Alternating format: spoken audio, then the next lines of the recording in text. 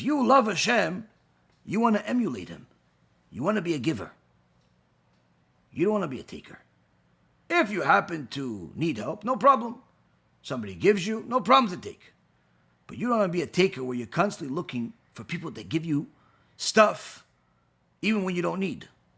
Like a few times already, it's happened over the years where somebody asked me, listen, Rabbi, I see that you have these high-end tefillin on your website.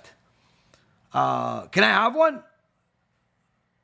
Of course, even though I already know what they mean, I play stupid. And I say, yeah, you could just go to the website and just pick whichever one you want and then put your credit card in and order it, and we'll send it to you within, a little bit of time. A week, 2 weeks, a month, depending if we have to order it or if...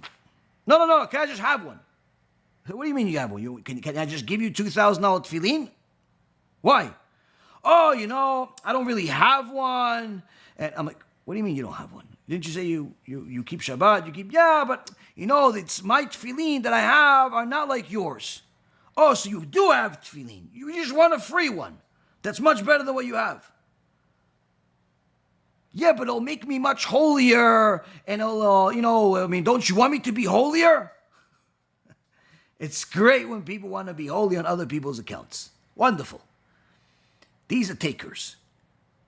The worst ones are the ones that pretend like they don't have, but in reality they have, and they pretend like they don't have because they want to take.